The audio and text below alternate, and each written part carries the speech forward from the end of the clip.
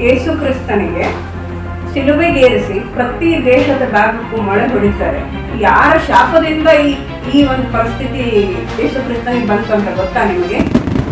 ಮಹಾಭಾರತದ ಯುದ್ಧದ ಸಂದರ್ಭದಲ್ಲಿ ಎಲ್ಲ ಯುದ್ಧ ಮುಗ್ದಿರುತ್ತೆ, 18ನೇ ದಿನದ ಯುದ್ಧ ಮುಗ್ದಿರುತ್ತೆ. ಆಮೇಲೆ ಎಲ್ಲ ಜನ ಸತ್ತು ಹೆಣಗಳು ಉಳಿರ್ತವೆ, ಕಾಗೆ ರಣ ಹದ್ದುಗಳು ಓಡಾಡ್ತಿರ್ತವೆ. ಅಂತ ಒಂದು ಸಂದರ್ಭದಲ್ಲಿ ಗಾಂಧಾರಿ ಬಂದು ನಿಂದಿರ್ತಾಳೆ. ಆ ರಣರಂಗದಲ್ಲಿ ನಿಂತು ಎಲ್ಲರ ಕಳೆಬರವನ್ನು ನೋಡಿ ಕೃಷ್ಣನೂ ಅಲ್ಲೇ ಇರ್ತಾನೆ. ಆಗ ಕೃಷ್ಣ, ಎಂಥ ಒಂದು ಸಂಕಷ್ಟದ ಪರಿಸ್ಥಿತಿಯನ್ನು ತಂದುಬಿಟ್ಟೆಪ್ಪ ನೀನು, ನಿನಗೆಲ್ಲವೂ ಗೊತ್ತು, ಮಹಾಭಾರತ ಯುದ್ಧ ನಡೀತೈತೆ ಅಂತಲೂ ಗೊತ್ತು, ನೀನು ಯಾಕೆ ನಿಲ್ಸಕ್ಕೆ ಪ್ರಯತ್ನ ಪಡಲಿಲ್ಲ ಅಂತ ಕೇಳ್ತಾಳೆ. ಕೇಳಿದಾಗ, ಅಮ್ಮ ನೀನು ನಿನ್ನ ಮಕ್ಕಳನ್ನ ಸರಿಯಾಗಿ ಬೆಳೆಸ್ಬೇಕಿತ್ತು, ಸರಿಯಾಗಿ ಬುದ್ಧಿ ಬೆಳೆಸ್ಬೇಕಿತ್ತು, ನೀನು ಹಂಗೆ ಬೆಳೆಸಲಿಲ್ಲ.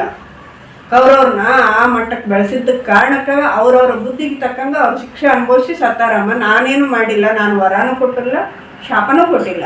ಅವರವರ ಕರ್ಮದ ಫಲವಾಗಿ ಅವರು ಯುದ್ಧದಲ್ಲಿ ಮೃತರಾಗ್ಯಾರ, ನನ್ನದೇನು ತಪ್ಪಿಲ್ಲ ತಾಯಿ ಅಂತ ಅರ್ಥ. ಹಂಗಂದಾಗ ಗಾಂಧಾರಿ ತಡ್ಕೊಳಕ್ಕಾಗ್ಲಾರ್ದೆ ಶಾಪ ಕೊಡ್ತಾಳೆ. ಏನಂತ ಶಾಪ ಕೊಡ್ತಾಳೆ ಗೊತ್ತಾ? ನನ್ನ ಪ್ರತಿ ಕಣ್ಣೀರು, ನನ್ನ ಮಕ್ಕಳ ಪ್ರತಿ ದೇಹದ ಹನಿ ಹನಿ ರಕ್ತಕ್ಕೂ ನಿನ್ನ ದೇಹದಲ್ಲಿ ರಕ್ತ ಹರಿಲಿ ಅಂತ ಶಾಪ ಕೊಡ್ತಾಳೆ. ಆಗಿರುವಾಗ ಏನಾಗುತ್ತೆ, ಯೇಸು ಕ್ರಿಸ್ತಾಗಿ ಹುಟ್ಟಿ ಬರ್ತಾನೆ. ಅವಾಗ ಪರದೇಶದಲ್ಲಿ ಯೇಸು ಕ್ರಿಸ್ತಾಗಿ ಹುಟ್ಟಿ ಬಂದಾಗ ಆಗ ಏನು ಮಾಡ್ತಾರ, ಅಲ್ಲಿ ಜನರ ಒಂದು ಧರ್ಮಾಚರಣೆ, ಧರ್ಮಾಂಗತೆ, ಇವು ಕೆಲವೊಂದು ವಿರೋಧಗಳು ಇರ್ತವೆ, ವಿರೋಧಾಭಾಸ ಅಂತೀವಲ್ಲ, ಆ ಥರ ವಿರೋಧಾಭಾಸಗಳಿಂದ ಆತನಿಗೆ ಶಿಲುಬೆಗೇರಿಸ್ತಾರೆ. ಯಾಕಂದರೆ ಧರ್ಮವಾಗಿ ನಡ್ಕೊಳ್ರಿ ಅಂತ ಹೇಳಿದ್ರೆ ಯಾರಿಗಾದ್ರೂ ಒಂದು ಸಮಸ್ಯೆ ಬರೋದುಂಟು. ಹಾಗಾಗಿ ಯೇಸು ಕ್ರಿಸ್ತನಿಗೆ ಕಬ್ಬಿಣದ ಮೊಳೆಯಿಂದ ಹೊಡಿತಾರೆ. ಅದು ಶಿಲುಬೆಗೇರಿಸಿ ಕಬ್ಬಿಣದ ಮೊಳೆಯಿಂದ ಹೊಡಿತಾರೆ.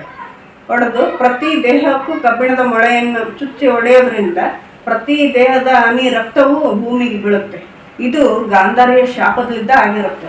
ಆ ಕುರುಕ್ಷೇತ್ರ ಯುದ್ಧದಲ್ಲಿ ಗಾಂಧಾರಿ ಏನು ಶಾಪ ಕೊಟ್ಟಿದ್ಲಲ್ಲ, ಆ ಶಾಪವನ್ನು ಕೇಳಿ ಕೃಷ್ಣನಿಗೆ ತುಂಬ ಭಯ ಆಗುತ್ತೆ. ಆಗ ಹೇಳ್ತಾನೆ ಗಾಂಧಾರಿ, ಅಮ್ಮ ನಿನ್ನ ಒಂದು ದೇವಸ್ಥಾನವನ್ನು ನಾನು ಕಟ್ಟಿಸ್ತೀನಿ, ಈ ಕಲಿಯುಗ ಮುಗಿಯೋದ್ರೊಳಗೆ ಗಾಂಧಾರಿಯ ಒಂದು ದೇವಸ್ಥಾನವನ್ನು ಕಟ್ಟಿಸ್ತೀನಿ ಅಂತ ಶಬ್ದ ಮಾಡ್ತಾನೆ. ಆದರೆ ಇನ್ನೂ ಆ ಗಾಂಧಾರಿ ದೇವಸ್ಥಾನ ಎಲ್ಲಿ ಕಟ್ಟಿದ್ದಾರೋ ಬಿಟ್ಟಿದ್ದಾರೋ ನನಗೂ ಗೊತ್ತಿಲ್ಲ, ಆದ್ರೆ ಕಟ್ತೀನಿ ಅಂತ ಮಾತ್ರ ಶಬ್ದ ಮಾಡಿದ್ರು. ಈ ಥರದ ವಿಷಯಗಳನ್ನು ತಿಳಿಸ್ತಿರ್ತೀನಿ. ನನ್ನ ಪೇಜನ್ನು ಸಬ್ಸ್ಕ್ರೈಬ್ ಮಾಡಿ.